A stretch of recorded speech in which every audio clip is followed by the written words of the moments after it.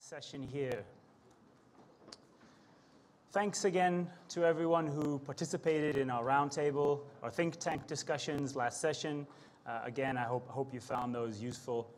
And as I mentioned at the end of the last session, we'll work with the moderators to get some of that information online or on LinkedIn so that we can try to share some of the discussion points that you had. Sorry to repeat myself so much, but I do want to remind those of you who haven't yet to, by the end of this session, please fill in the feedback forms which are on the table in front of you. And we'll collect them at the very end, do a prize draw, and it's a bottle of wine. So, you know, we really want to get that feedback from you. It's important for us. Again, we'll also have the coaches leaving at 5:30 to go to the Penske-hosted gala dinner. And again, for those of you getting there on your own via walking or private transport, there are directions and invitations on the registration desks in the front. One more point before I open, or let's say go on to our last panel here. We're going to be doing the voting that I mentioned at the beginning of the day. Slightly different process to what we had originally said, because we figured out there was a few issues. We're going to send you to a different website. If you're logged into our live service, you can actually click on this link. It's on the comment section. It's on our Twitter. And you can also follow the link, which you see right up in front of you. Or if you're really high tech and you get your smartphone out and you can scan that whatever they call those things. QR code? Yeah, QR code. I guess we haven't invested in RFID yet, sorry. So you can scan that, it'll take you right to the website, and we're going to have voting. So kind of like, we're going to do that at the end of the session. However, if you want to go onto the site now, you're going to see the same question that we put up this morning, which some of you have already submitted your answers to, although we're going to ask you to vote one more time again as a group. And we've got about 6 or 7 questions, some from us, some from our sponsors, covering some trends in logistics. So, you know, once again, it's pretty simple. We'll put this slide up again later, but if you want to try even now, you can log in and you can see the question and you can answer, and we'll share the results. So just again, as a review to what we've done so far, this is the first question that we'll share. We've put that out to you already. I'll read it out to you, and then we can go through it again. So again, the first question is going to be: the supply chain stakeholders in Brazil or South America should collaborate for which of these reasons? They should collaborate to exchange best practices and innovations across the industry. That would be the first answer. To find economies of scale in operations and purchasing. To establish industry-wide standards for logistics. To formulate or lobby for regulatory and policy changes for automotive logistics. Or if you don't believe in working with one another, you can answer that you don't believe it's your company's interest to collaborate whatsoever. So we'll do this again, as we said at the end. It's just a prompt, because if you want to get online now, you can already submit that answer, and it just saves us some time in getting you all online later. So we'll do that again at the end of the session. It's quite interesting to see how everybody thinks. So that sort of leads us back to our last session here, and that's the reason that we kind of highlighted that question specific to collaboration, because that has been, in many ways, the overarching theme of our conference today, and which some of our speakers have already highlighted and pointed out. There are ways that we can work together in this industry, whether it's sharing ideas or standards, or perhaps in some cases even a bit more complex, through our logistics providers to share volume and share truckloads and things like that. So we'll raise that issue actually to our panel, but again, you know, just to kind of recap of some of the things we've heard today. We know we're living in difficult times. Unfortunately, we don't yet know when it's going to get better. A few of our speakers highlighted that 2016 will probably more likely be worse than better. Obviously, no one knows for sure, but unfortunately, that's how it looks right now. But it's up to the people in this room and your colleagues to respond to that, to react to that, to re-engineer your supply chain where necessary, to perhaps look into innovations and systems that might make improvements. I think we had some really good examples of things like dynamic milk run planning and how you perhaps have to increase the communication in your supply chain, whether that's in a really dynamic way with the systems or also in, let's say, more direct ways, direct communication with your customers and with your suppliers.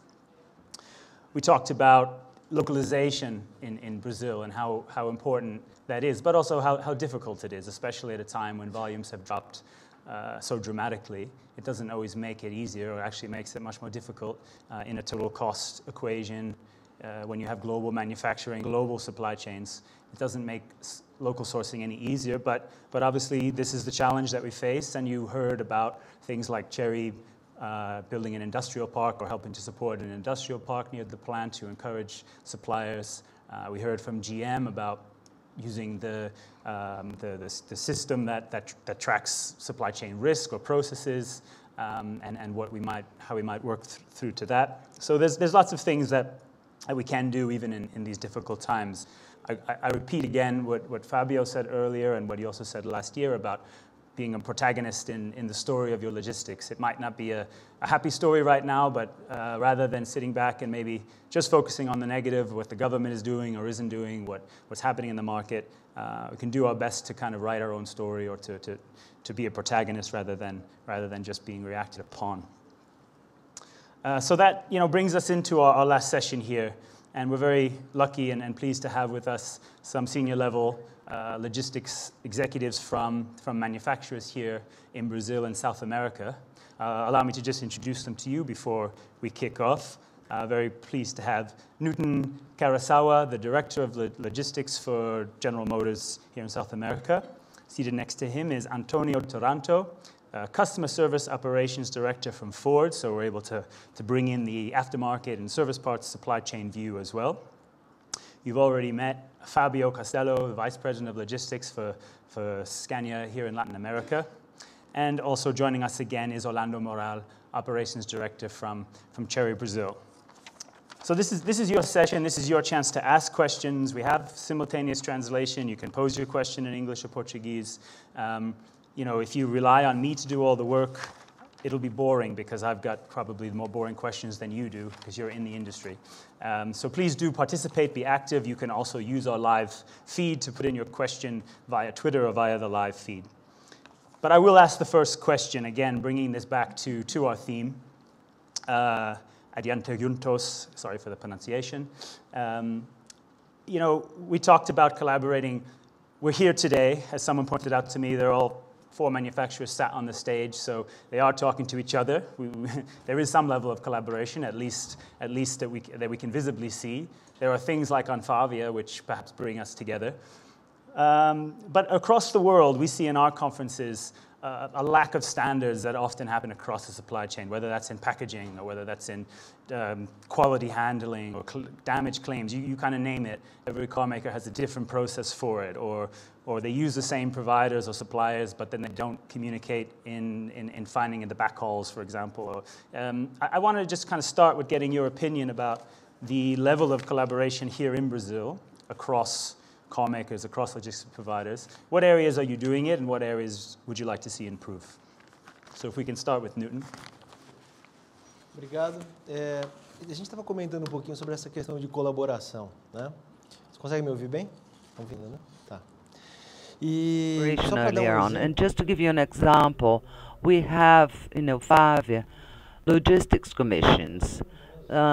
Amongst us and amongst the OEMs, we discuss things that are of common interests, such as assessing the regulation of containers transportation of 40 feet. We know that there are limitations to move these containers here from the capital to down to the port, and it's considered special load.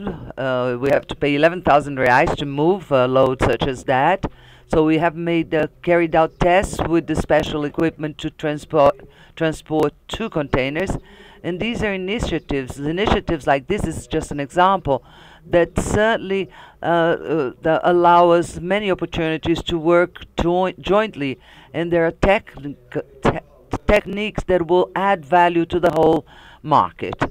Everything that was presented here, the important thing is to bring a value to the final client, and we managed to do it with that. Fed brought us the MODLE, which is the initiative of some OEMs to develop a common tool to do the self-assessment of the chain.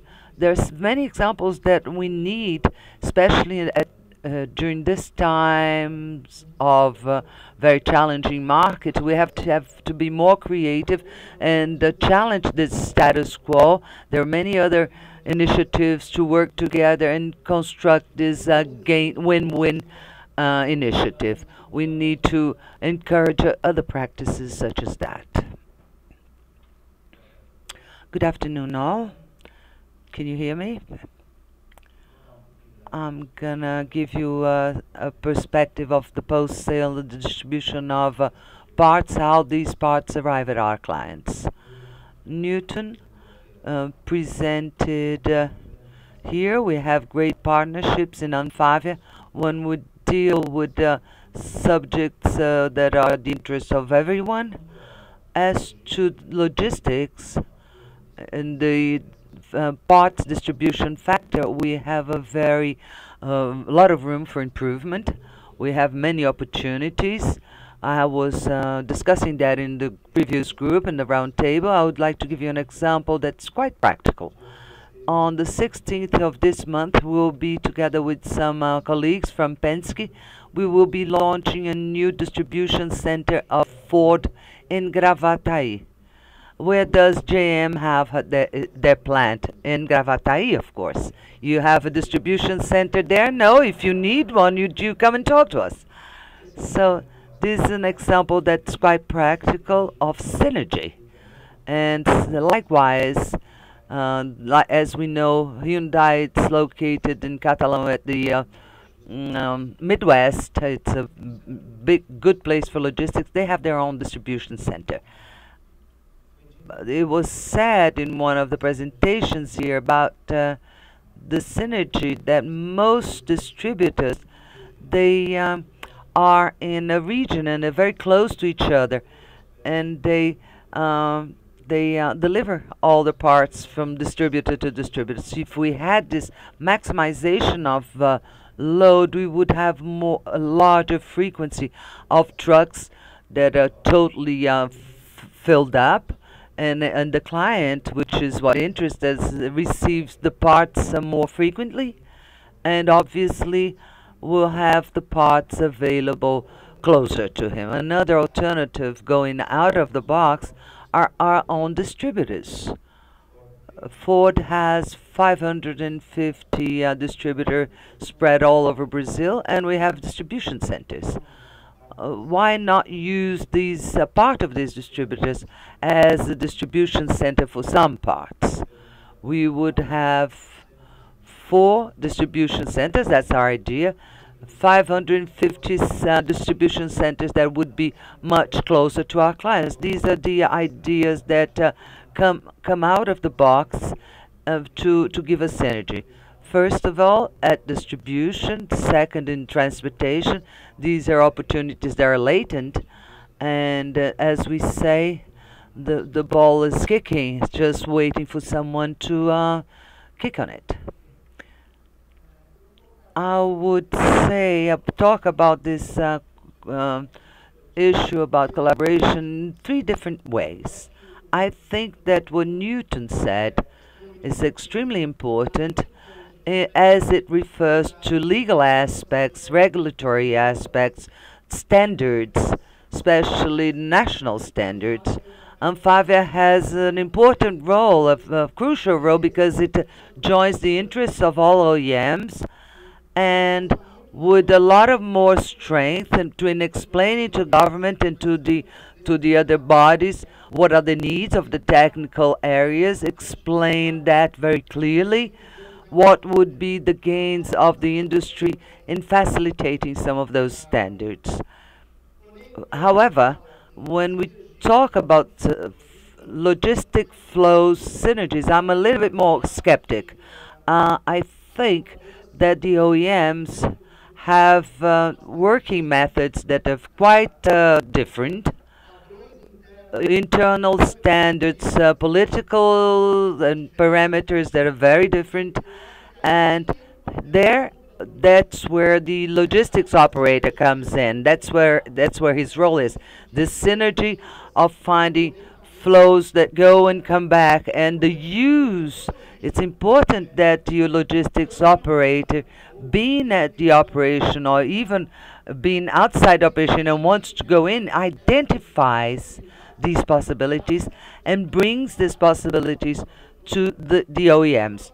That is, the OEM will carry on using their parameters, their policies, and the operator is going to catalyze these synergies and transform that in savings for both parties. This would be the second part. But the third and most important one that what I see at Scania is that we talk about collaborating with other companies, but many times the great gains are within the OEM itself. If you connect your inbound and outbound flows, planning with transportation, you end up by finding many opportunities there in-house. You can deal with them yourself. You can resolve. You don't even have to tell your boss about it. You just tell them the results, and these synergies are there. They're easy, and we, as Fred said at the beginning, with the very simple solutions, you don't have to create complicated systems. All you need is initiative and the interest of connecting the flows within the company. So these are three fronts of collaboration that complete each other. I agree with my colleagues. I think that there are a number of regulations and rules. That's what there is, that we have the most in Brazil, is rules that sometimes get in the way and they don't make sense. And in that aspect, synergy of the OEMs through the bodies that we have available, they could bring important results because they're things that only jeopardize our operations. They don't, they get in the way, they don't help us in any way. This thing about going up and down the mountains, everybody knows that there's no problem about that. Many companies go up and down illegally. This must have an end, and other things that might be done in this area. I think that synergies, like he said, about on the routes, during the break we were talking about this OEM that made an agreement with fans that takes beer and brings back parts. It's a bit limited. It might work unless you have large gains, and then you start using this type of operation. But we need to study that better. I think that there's a lot of room for improvement within the organizations themselves. We have clear examples, and generally speaking, the focus of the OEMs is changing that, has been changing that over the past few years. And their focus is the commercialization and the production of vehicles. All sectors that are on the margin or their accessories, in the case of logistics, which is not the company's core business, they don't have a direct focus.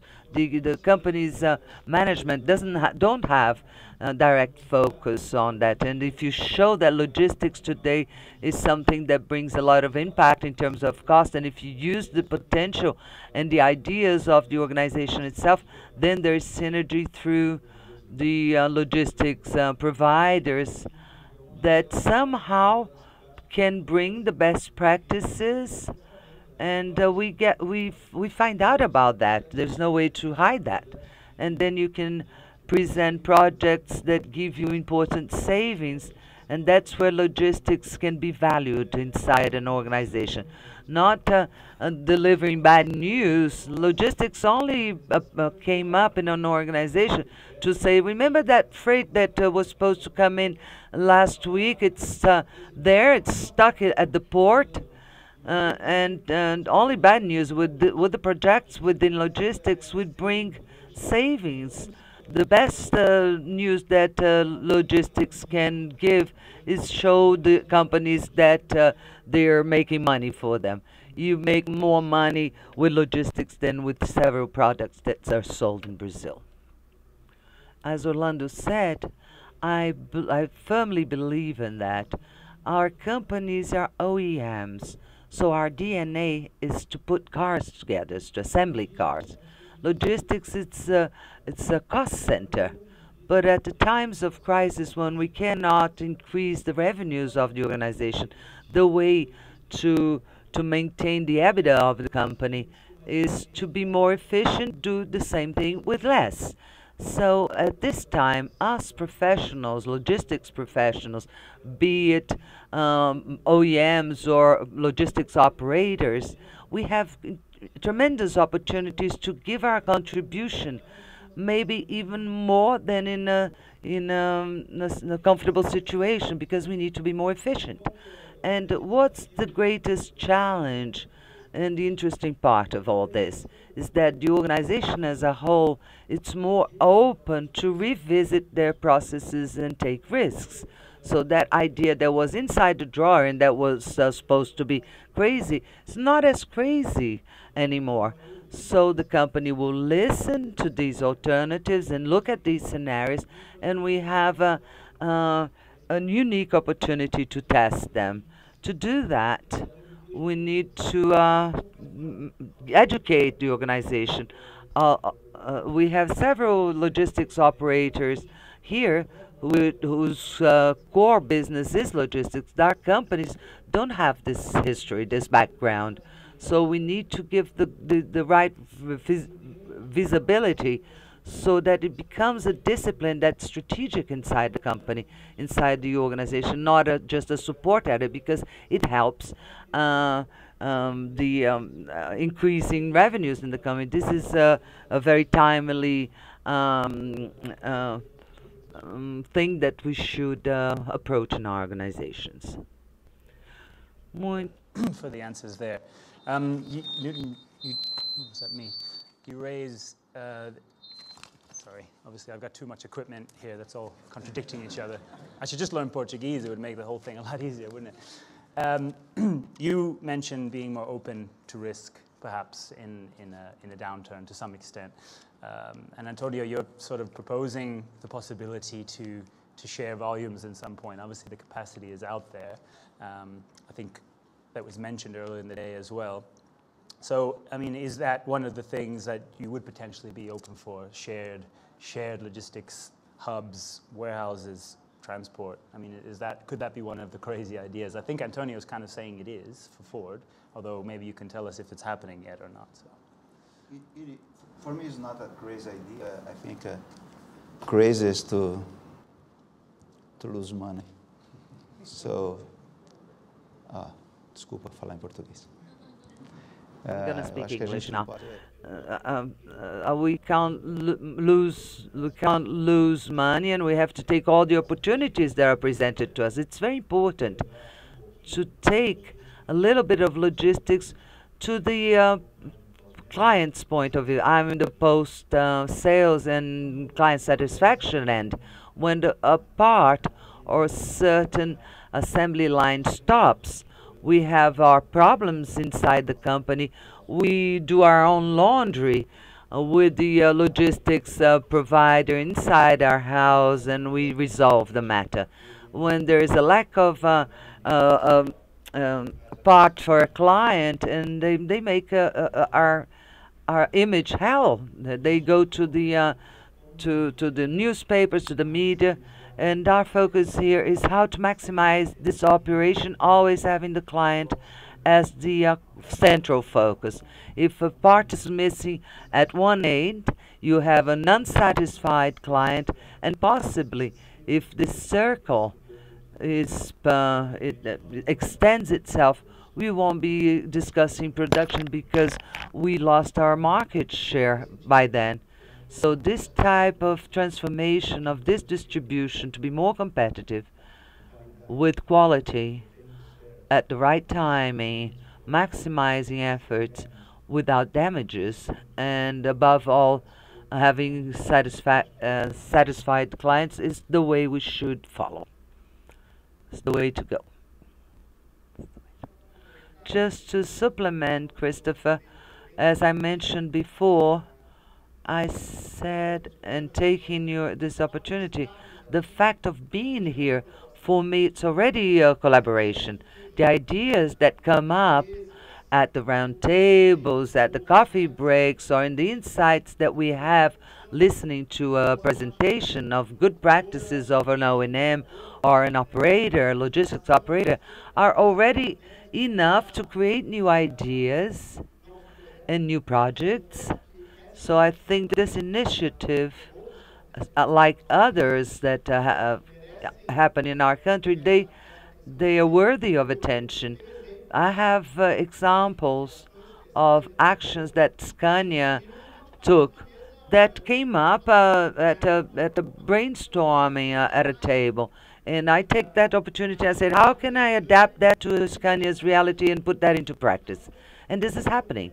So I think that collaboration, exchange of ideas, even here, we have companies that are competitors, but exchanging concepts, because the Brazilian manufacturing industry in general, to be more competitive with lower cost economy, turns around, and we make more. Focusing perhaps happily on some of the changes we can make in operations, whether it's the milk run example, for example, or this kind of collaboration. But our experience in doing these events around the world is that during downturns, costs don't just get cut via optimization, they get cut via somewhat more brutal means as well, whether it's renegotiating contracts, drops in rates, things like that. We saw that a lot in Europe during the downturn and in the US, and I doubt Brazil is an exception. So my question is really, how are you looking to your providers during this difficult period in which perhaps they may be struggling to survive in some cases? To what extent are you looking for price reductions that are less operational and more rate? And how do you balance this in looking to a future in which everybody may or may not survive, but you obviously want as many to survive as possible, I hope. So easy question. I have some friends from purchasing there that might answer that. Eu tenho algumas respostas sobre compras nesse caso. A minha visão é que My view is that opportunities for changes and ideas and implementation of these ideas for an O&M, for example, are practically infinite. We take logistics and we see how it has evolved, how its reach has evolved within the companies. In the past, logistics was limited to bringing the parts to the production line, and to then take it to a place that was somehow close to the place where it was going to be used. I lived outside. I lived in Europe for a while. That was in 2011. The project that I was working on was quite advanced, done with some companies and post-consulting companies. And we managed to get savings of the order of 15–20% in the investment of a project, which is something huge, changing the logistics concept of the plant. So you didn't have room to have all the installations, like the body shop of a huge factory that's going to produce 2,500 cars a day. If you had to do a new workshop, you would have to build a new unit, and you would make one operator on its own would go around the 2–3 automated islands. The way the parts would arrive, they arrived at high frequencies as there was no space.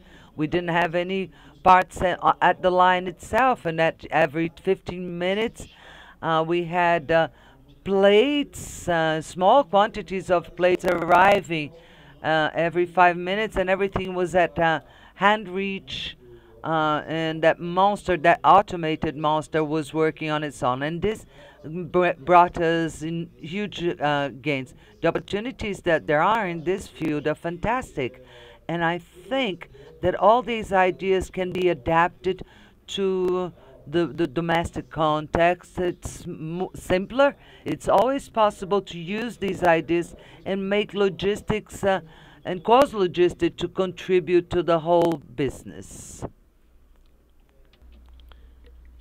Well, I believe to answer your question, I would like to share the timeline in 3 parts. What we say is short, medium, and long term. And then think of initiatives that are commercial, negotiation of prices and tariffs due to whatever's happening at that time. And then think about medium increase of productivity, medium range tasks, and then a strategy of redesigning the network. With no doubt at a time such as this one, perhaps what becomes more evident and the low-hanging fruit, as Fabio mentioned, are the commercial things, of the facts of negotiating the tariffs. If the market is favorable for that, that's an opportunity, but long-term, this is not sustainable. This might help short-term. What we have to work on, and this is the big challenge of the companies, not only in our segment, in the automotive industry, but is with an effort to have a relationship, a win-win relationship. This win-win relationship, has to do with increasing the efficiency of the processes, so how to improve. And then sometimes you redesign your network completely. We were talking on our table number 6, precisely of that optimization of this network. So in some situations, you have to do a complete design. You have to redefine the localization of your part suppliers, and due to this localization criteria, you'll have tax benefits, supplier benefits for these components that you have. And in many of these cases, you need help from your operators, because they are part of the problem and they are part of the solution as well. So I believe it's important for us to build an agenda, a work agenda that takes into account these 3 moments. We have to navigate in these 3 environments, which are 3 different environments. I think that's the solutions. It's not simple to implement, because each one has to have a return for the shareholders and close the quarter. But we do have to have this goal in our behavior, to think in long term, to think about a chain that is healthy. Because if this is not feasible for the operator, he'll leave it. If you don't have a lot of competition, you lose as well. You don't have a healthy competition that the market requires, and also to bring jobs to the country. Crisis in the market, I think we've gone through about 10, 12 or 13, but what we're sure is that one day this curve will go up, we'll recover this market, and then we might also be sure that it'll drop again. So that's the only thing that we are certain about. In order for this, we have to be a partner.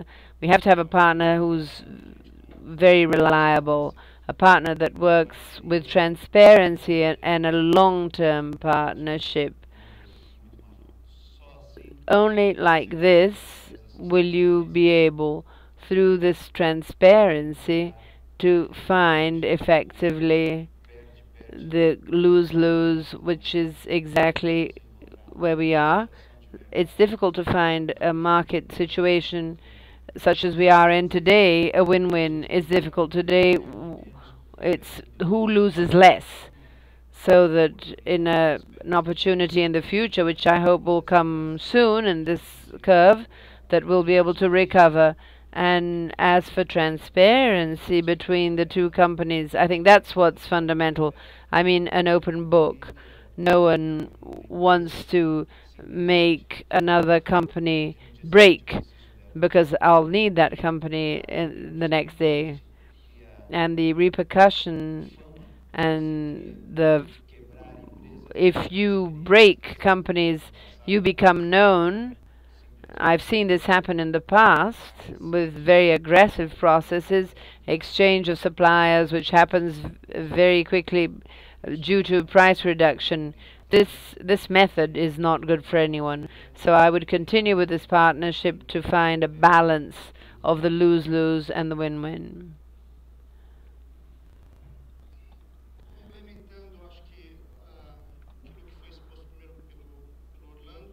Complementing what Orlando just said,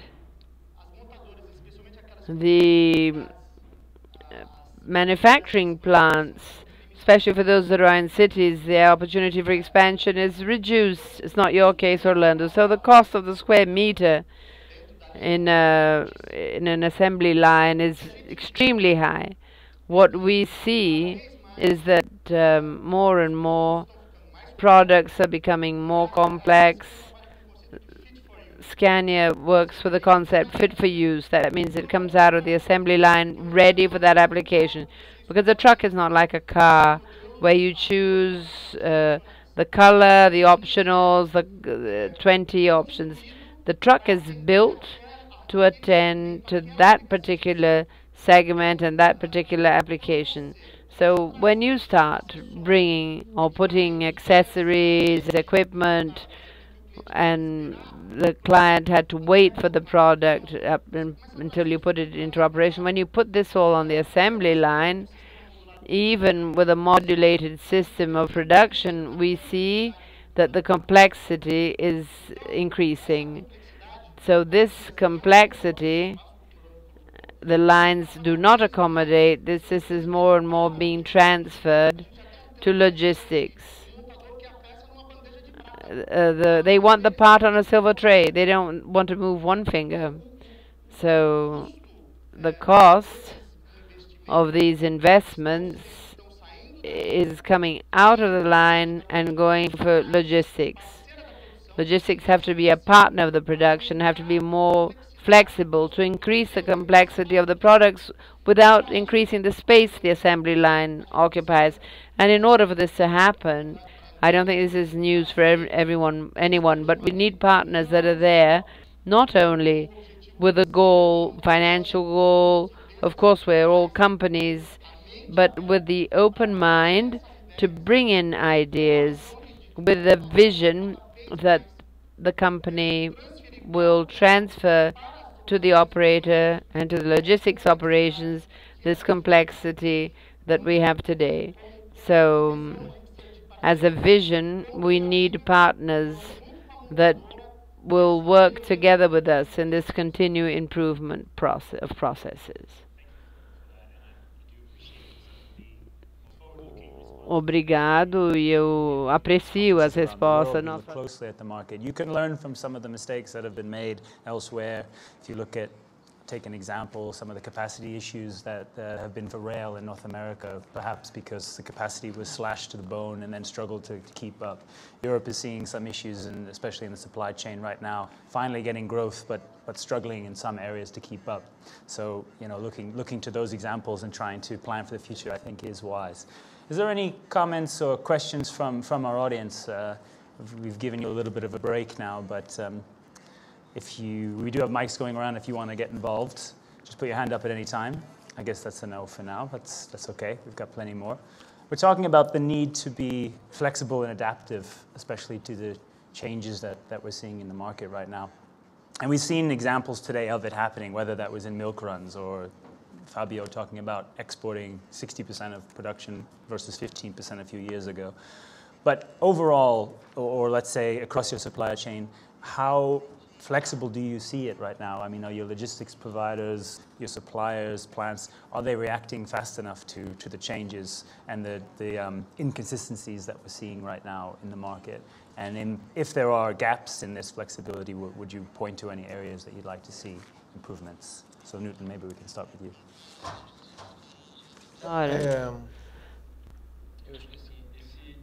I think that this year in particular, everyone was sort of caught unawares for what we were expecting. If we look at the numbers of the industry that we were programming at the end of last year and what happened in the next month, all we saw was the lines going, the curves going down.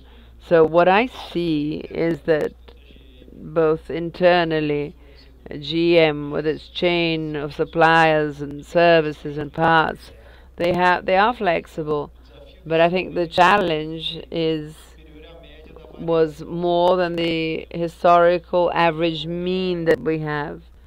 So a scenario such as this one, it needs more extreme measures. So we've come from a history during the last 10 years of continuous growth.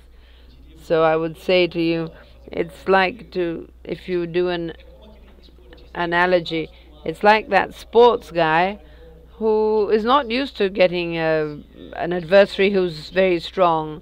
So I think this is requiring from the organizations not only an initiative of additional actions of adjustment, but it's demanding big actions. Restructuring, reorganizing.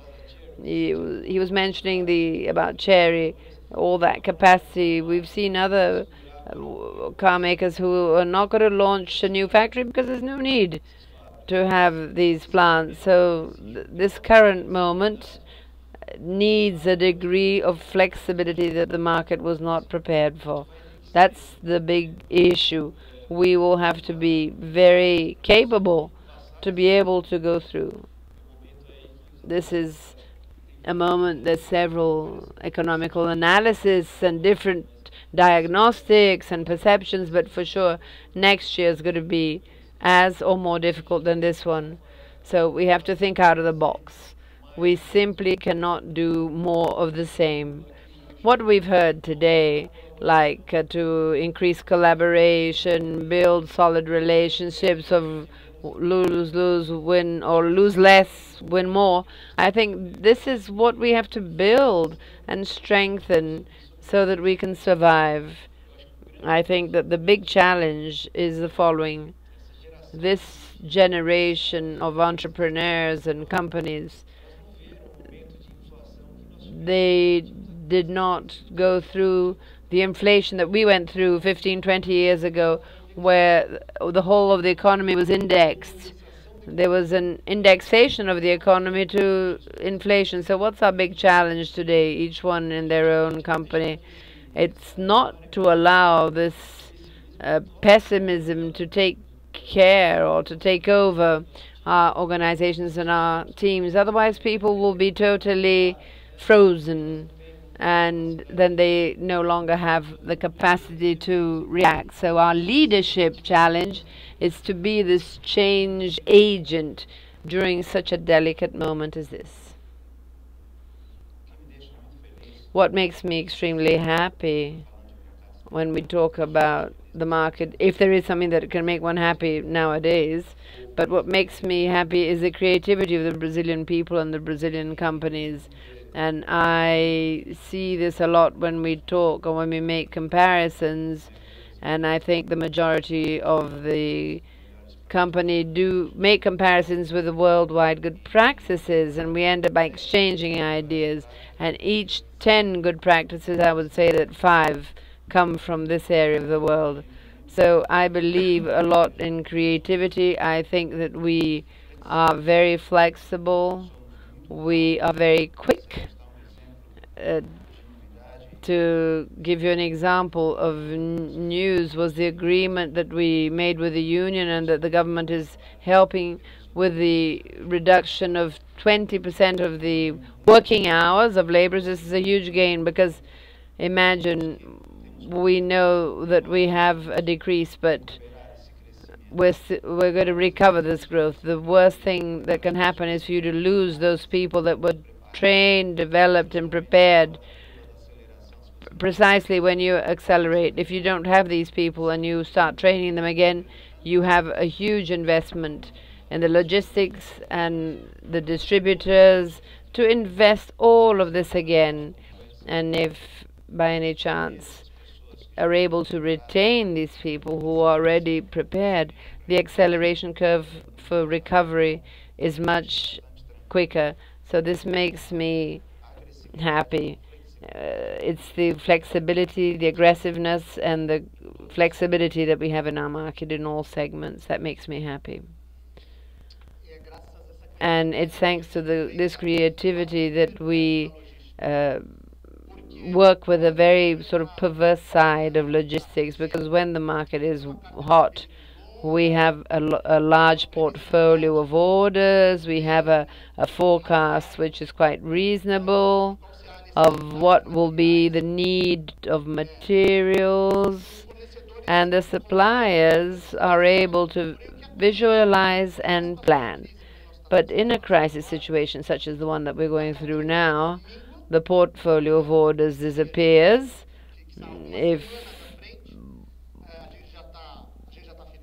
If we're a few weeks ahead, we're already feeling quite happy, and this makes the planning of the production or the forecast management, it has to be even more vital, because you work with statistical numbers, seasonal numbers, campaign numbers, to forecast a need that the market doesn't show you now. So precisely at that time when our suppliers have a low volume, they're reducing work time, that's when more flexibility is needed.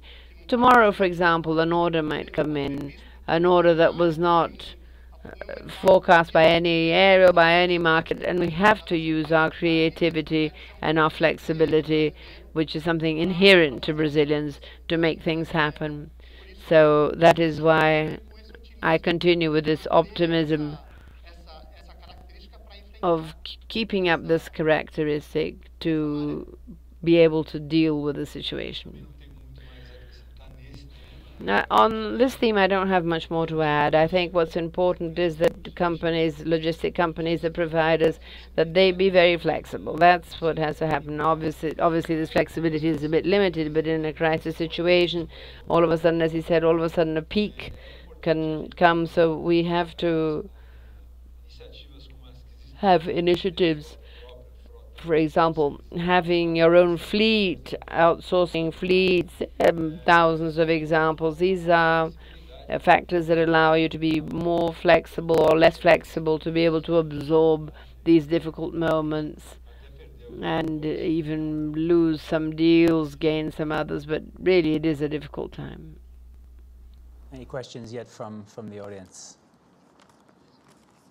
Still sleeping. They're thinking about the caipirinhas that are coming, I think, for the gala dinner. But I asked Orlando in the first session to talk a little bit about how Chery outsources its logistics. So, for example, the use of an LLP or not, or do you give routing to the provider or keep it in-house? So I'd like to throw that out a little bit to some of our other panelists in terms of the degree that you outsource in logistics, and perhaps have you looked to any new models recently in terms of maybe more or less outsourcing, bringing anything in-house that was out, or perhaps giving more to your providers, especially at a time when volume is low. So maybe Antonio, we can start with you this time.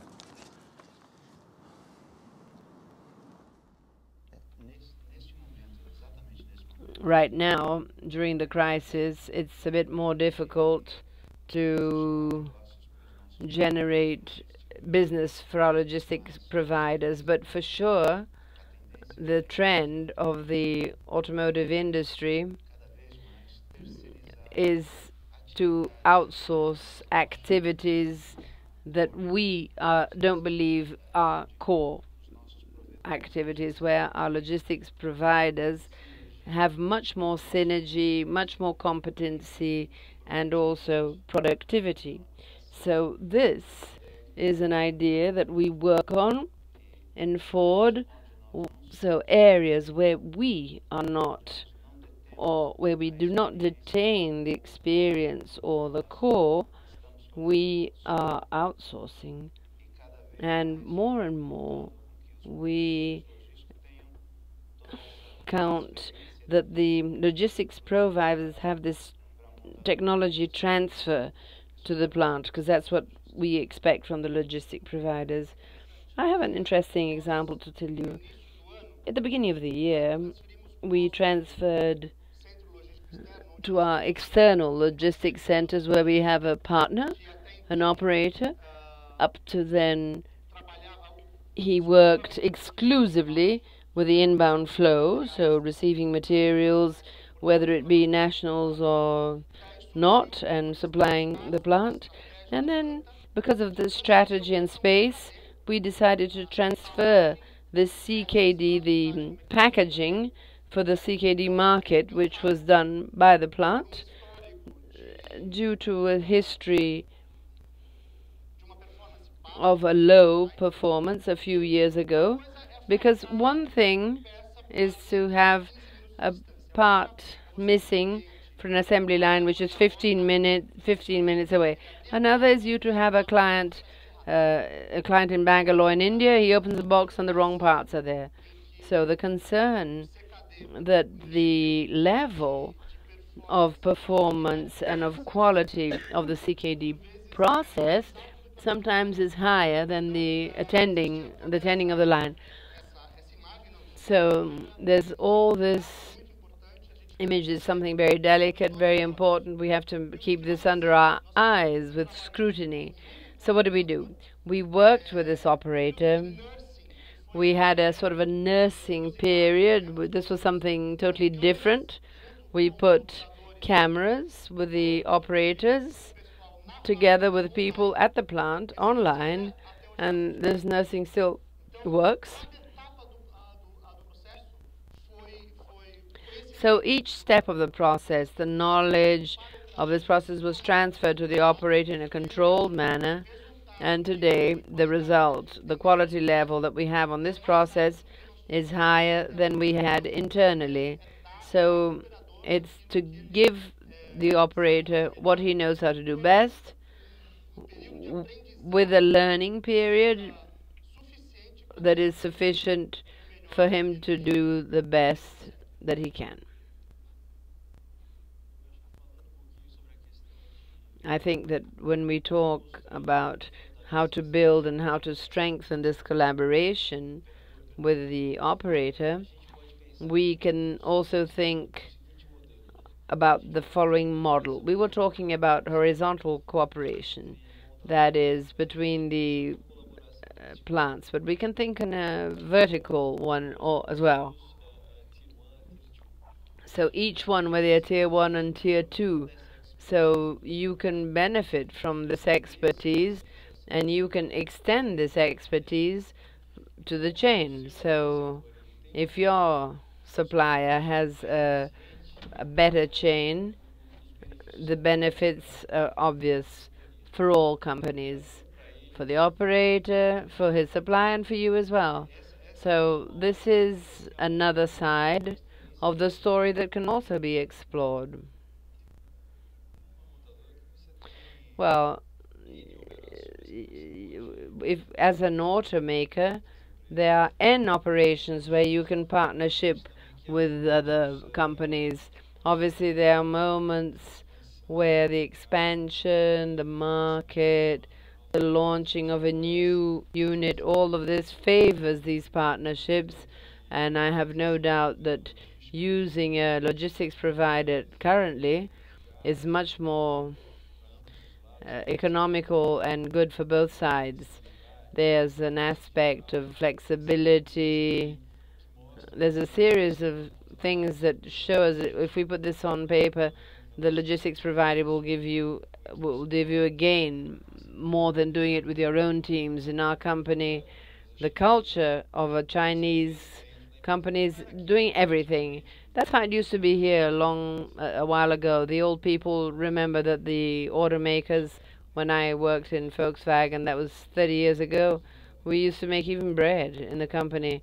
So there was a baker, we used to have traffic policemen, and then slowly these concepts of outsourcing started implemented, and of course a logistics provider brings a series of advantages, the know-how, investments, there's a series of advantages. There are moments where the business complicates itself, and sometimes you have to step back in some cases, but as a concept, I'm absolutely sure that it's a concept that will remain for many years. This is consolidated. For your responses there. Looking out into the sea of quiet, so I'm assuming no questions there. Another from my side. We call this Automotive Logistics South America, although understandably we talk almost exclusively about Brazil. But for those of you that have responsibility beyond Brazil in Latin America, how do you see integrating those markets, and you see opportunities to improve some supply chain operations there, for example, in Argentina or in Peru or other markets which might not be as big but are still significant? We haven't really heard about any of the other markets today, so perhaps we might just address some of the key topics for maybe for GM or I think Scania, or for whom, I think you were both looking after these markets, for example. Nós temos bons exemplos de novo, nós estamos conversando isso na nossa mesa lá. We have good examples of opportunities where we can use this regional leverage. I don't think all the countries have a big enough scale to build all the sort of pairs between the countries to strengthen this relationship, but where there is a minimum volume, we apply this, whether it be inbound operations. The most obvious volume is Brazil-Argentina, so that's exactly what we're talking about. The Brazil-Argentina operations has several suppliers that are common to both countries. So system of collecting and the milk run to supply the plants, we use this, and we do combined collections, and we also use this network that we have for overseas suppliers to build this in our region. So we use the scale in our design of solutions that we are searching for, to have synergy, to have scale, to have volume. So perhaps there's some routes you don't get so much, but you can compensate this in higher, more lucrative routes where there is scale. So where it is possible, we use this, and we do work with this synergy, regional synergy. We have operations in the whole of South America, but I'd like to comment and give you an example more than Brazil and Argentina. And I'd like to show you what globalization of common products bring as a benefit to automakers. So the products sold in Brazil, produced or imported also to Argentina, they have the same number of parts. It's a global part. It has the same number. And also, when we talk about after sales, my colleagues are going to talk more about this, about the production. This post-sales, today I'm able to balance the security stock of the whole of Latin America, distributed between the markets, Brazil, Argentina, Paraguay, Uruguay, Chile, Colombia, where you no longer have to have that same security stock in all the markets. So you can reduce the security stock to attend your clients. I started here my initial talk talking about our distribution center in Gravataí. But for you to have an idea how it works, how this logistics works, of course we have a distribution for the southeast distributors. where we have a significant economy, and we have a plant in Argentina where the products are embarked to Brazil. They are sold here, and the larger part of the parts have local suppliers in Argentina. Now, putting this warehouse in Gravataí, we don't need to use navigation.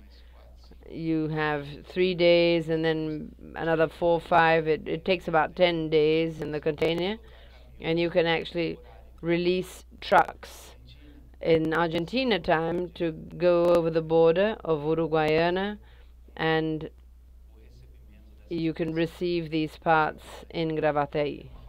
I'm not going to mention the number, but you can imagine the number of containers that comes and the frequency, and when you send trucks every hour, how different it is. This increase of frequency brings big synergy to South America, and this was only possible because of the global production platforms. I'm going to give an example connected to the Nile project that I mentioned before. In the route design, we identified an opportunity to connect the Nile or the milk run from the south of Brazil with the flow of Argentinian suppliers. So instead of collecting in Argentina and coming all the way to São Bernardo, this project is being prepared. So we're going to consolidate the Argentinian materials somewhere in Rio Grande do Sul. Then we'll do the milk run. I have room there, says he. Excellent. And then I'll bring it together with Nile. I'll then reduce the return. Perhaps it can be in Gravataí. Why not?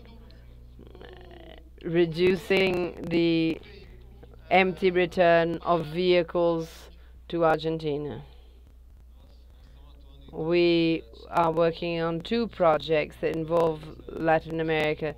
The first is we're authorizing vehicles that are produced here and those that are being launched to be distributed initially to Argentina, and in the second instance to the other Latin American countries.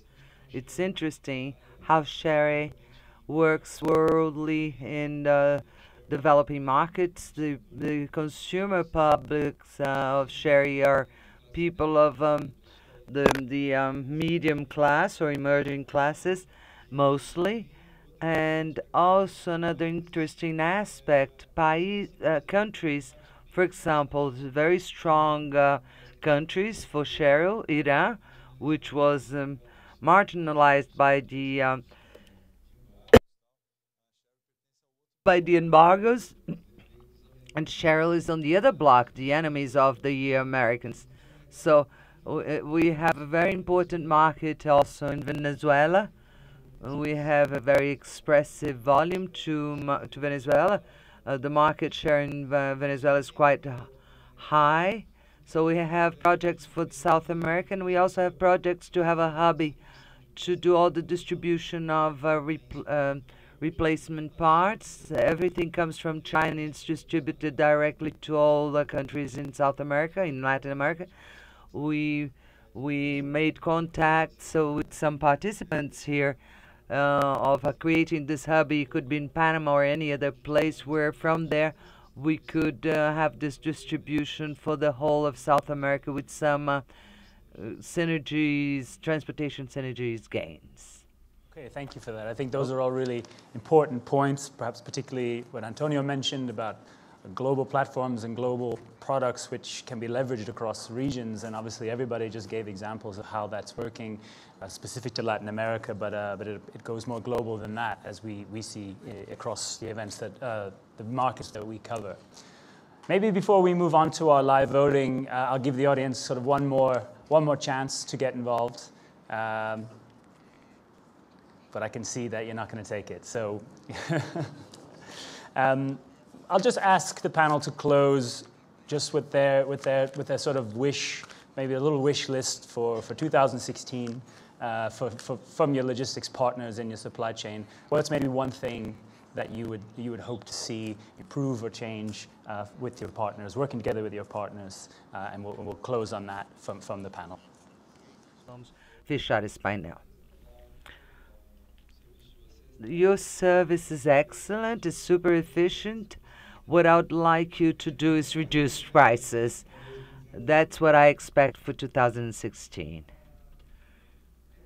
It's difficult to expect anything for next year, but I receive criticisms in our manufacturing plant because one thing that we do is the production calendar, and our Vice President of Human Resources said 5 years ago we had 2 versions during the year, and this year only we have 75 versions. This instability, this lack of predictability of what will be for the next year, not only for next year but for the next few months, is what causes all the chain to be in a dormant situation, because to take action and put projects into practice, you need a view, and you don't have that view today. So what I would like next year is to have less versions of my production calendar, a little bit more stability. I would ask you to use your creativity more, because we'll need it. My comment is that we professionals of logistics are day to day, we have urgencies to resolve issues, problems. So I suggest that everything that's possible to work on, to plan and avoid problems and resolve problems, it makes a difference. So work more with planning, although all these if-nots, the more we plan, some problems are cyclic, some are external variables that we cannot control and resolve, but there's many things that are inside our influence circle that we can contribute to improve, or at least to avoid it to get worse. So work on planning, it's crucial. Okay, thank you. And if any of you care, next year I'd like you to ask a question. That's all I ask between now and next year. So we're going to move on to our live voting now, but I do want to thank our panelists because it was a really open and honest discussion.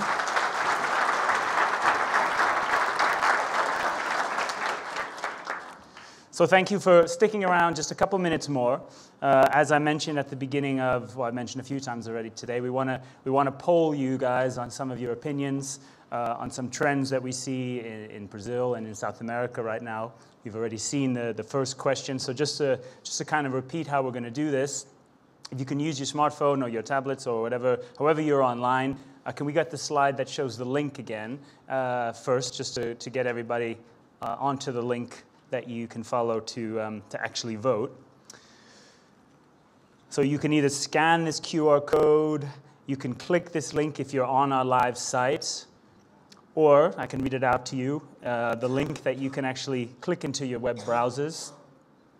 It's a bit.ly link, so that's bit.ly/1 capital W, lowercase t, capital G, capital Y, lowercase l, lowercase n. They are case sensitive, I'm afraid, on this bit.ly links. So if everyone who hasn't and who wants to participate in our voting can log into the system. Whilst you're doing that, again, just a reminder about the coaches that will take you to the gala dinner afterwards. There's directions outside. And also, please don't forget the feedback forms, which hopefully you've filled out by now. We will collect them momentarily after we do our voting. So hopefully, most people who want to are able to get online or to click the links.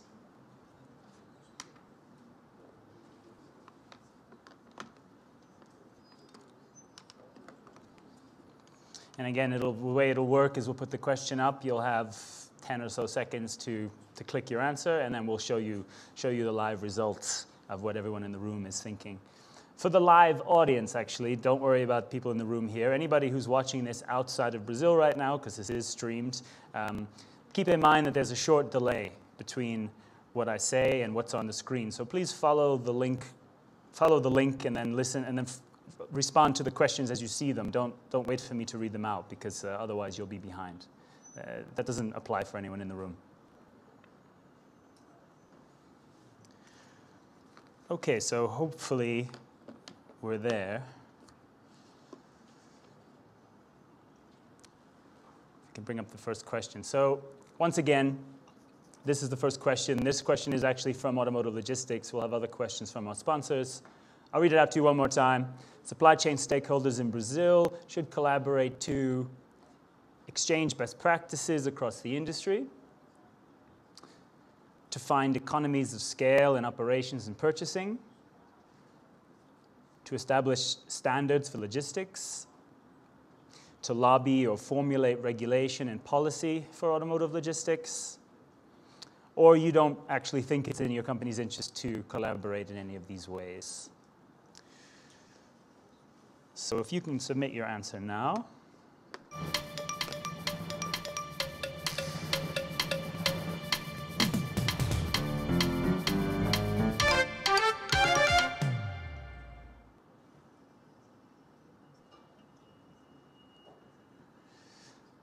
So pretty much the overwhelming choice there, 64% believe that we can collaborate to exchange best practices and innovation, which I think kind of mirrors a lot of what was said in our discussion.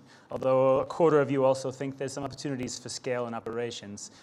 Happily, 0% of you think it's don't want to collaborate. So I mean, yeah, you all want to collaborate. Sorry, I got mixed up in my double negatives there.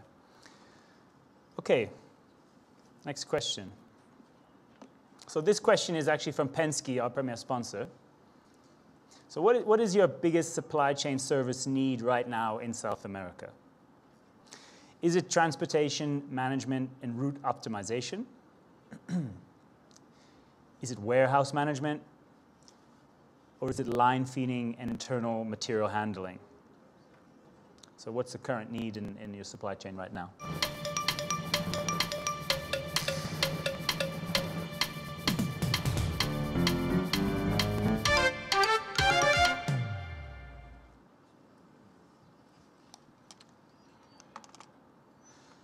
So the voting shows the highest need is in transportation management and route optimization, which is a lot of what we've been focused on today earlier in our session. So maybe the lack of need for parts management in the plant is suggesting the decrease in production there. So next question is from Jeff Go. So we ask, what are the most important attributes of logistics services in supporting OEMs and tier ones, excluding price? So sorry, Orlando, we're going to have to take the price out of the equation right now. Is it most important that a provider is flexible and can manage change? Is it most important that they have access to sufficient resources and capacity? So perhaps transport, staff, warehouses, whatever that might be. Is it having a skilled and trained workforce?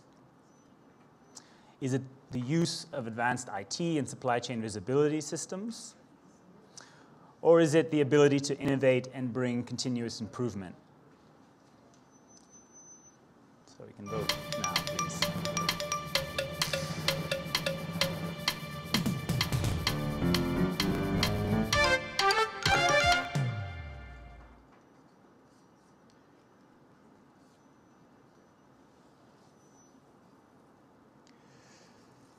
So, slight delay here.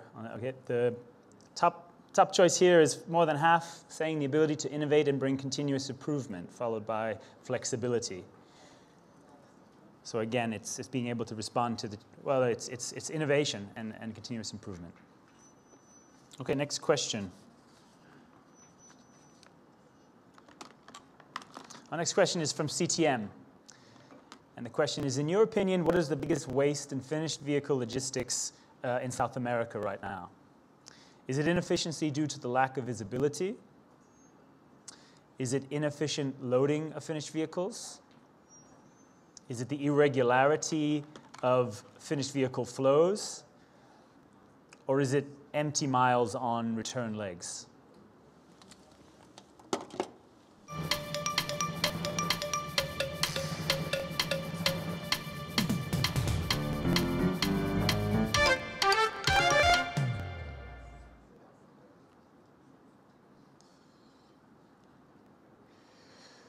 So, big answer there. I think it's the one Bill might have been looking for. 50% think it's the empty miles on the return leg.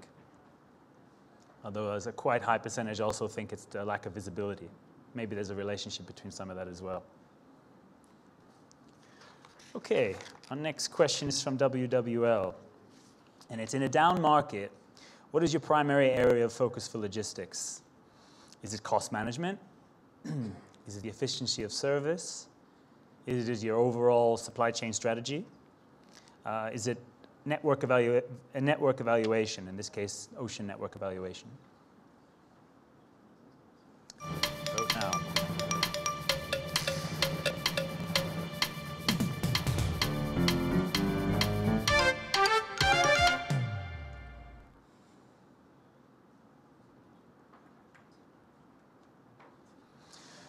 It's all about cost right now, so maybe no surprise there.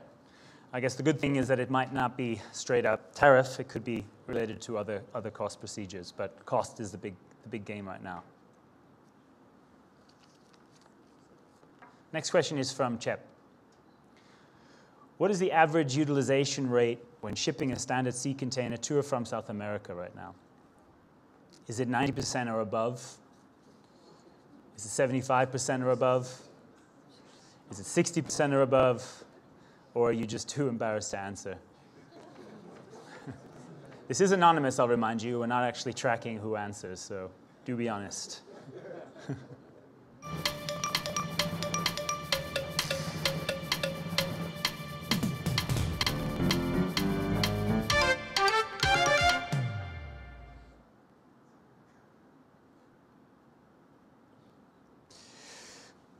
Okay, well, the top answer is around about 75%, which is pretty good, I would say. Obviously, very few of you are up in that 90% or above category, so there's definitely a lot of room for improvement.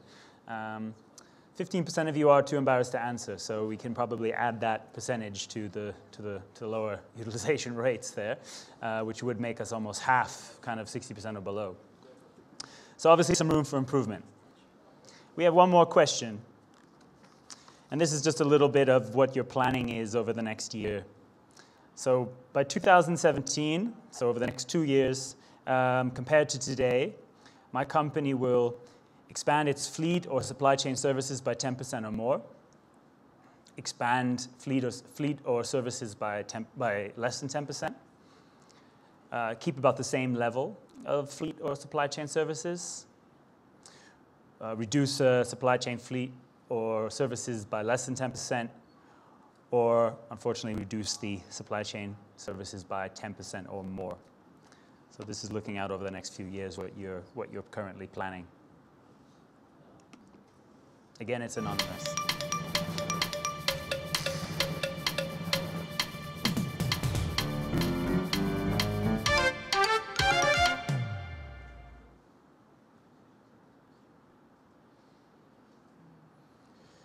Quite close, actually. I mean, 29% actually anticipate expanding by 10% or more their services or their fleets within 2 years. So maybe some are looking a little bit more positively. The next is followed by less than 10% and 19%. So most people actually expect within the next 2 years to see at least some growth. Maybe not a lot of growth, but maybe some growth by 2017. So next year is going to be rough, or perhaps next year will be rough, but it might start looking a little better after that. But a reasonable amount are looking to decrease. So it's just a crystal ball. It could be wrong. These things change year to year, as we know. What did Fabio say? 75 different plans this year alone for your production planning. So we probably have to take that survey every single day over the next 2 years to get it accurate. But we won't do that. We'll just ask you again next year. Thanks for participating in that. It's just interesting to take the pulse of the room of what's going on. It tells us a few things that might be informative. So just before we head on to the gala dinner, we'd like now to start collecting your evaluation forms. So I think we have my lovely blonde assistant with his curly hair is there collecting. He'll be collecting your forms, and then we'll do a draw. And we have a bottle of, I hope you'll accept it. It's Argentinian wine. I'm not sure if we made the right selection on that one, but yeah, that's okay. Yeah, we like it. But So if you can hand in your forms. And maybe while you're doing that, I just want to thank everyone again and perhaps just remind you about, as was mentioned, this is a global supply chain. This is global products and services. And we have global conferences and global coverage around the world to reflect that. So we're doing events in Mexico, which might be interesting to some of you, in the US, in Germany, in China, India, in Russia, and launching next year some new ones, like in the UK and some further ones in the southern United States. So if you're interested in any other events, please speak to us, speak to any of our team. We're happy to explain them, give you more details, and see if you'd like to attend. We have some of our delegates, like Bill Paulo from CTM, who comes to just about every single event, and I think can tell you that it's a good opportunity to really see what's going on globally in this sector, which is important. So good to see so many people turning in your evaluation forms. Like I said, they really are important to us.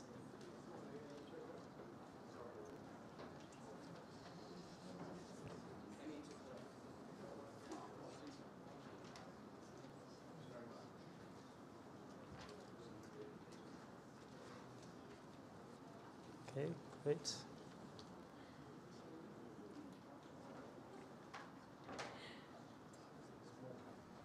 Okay, we got upstage yet.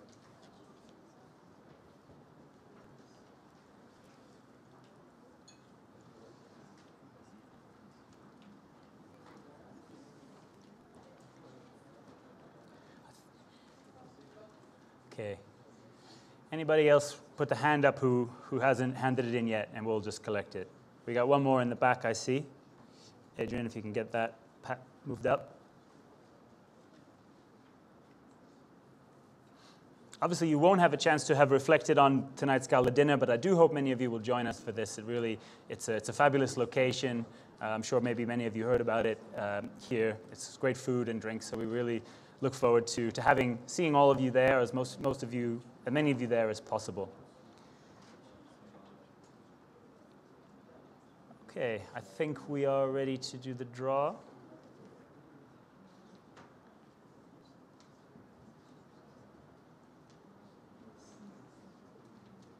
One more.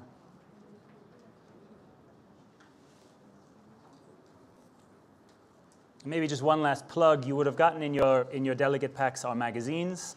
Hopefully you already received them or subscribed to them, and you read them and check them. If there's anything you'd like to cover or see more covered, please do get in contact with me. I'm always interested in your opinion. We have a newsletter that we send out each week in Portuguese, which is a translation from our global news. So if you're not receiving that, please get in touch. We're happy to get you signed up. Again, we're a global network, and we like connecting our peers across the industry. Okay, I think we're probably ready to do the draw now. So thank you for my beautiful assistant here.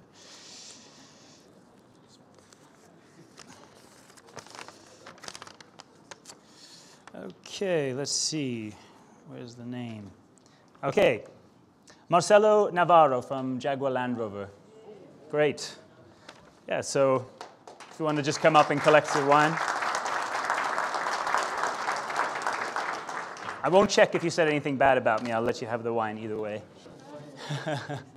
So thanks again, everyone, for your participation. Thank you very much. Yeah, thank you. We look forward to you joining us here tonight, and we'll continue these discussions that we had today, like I said, during the roundtables. We'll carry that over to LinkedIn, and we'll see you here again next year in Sao Paulo. So please join us now for the gala dinner.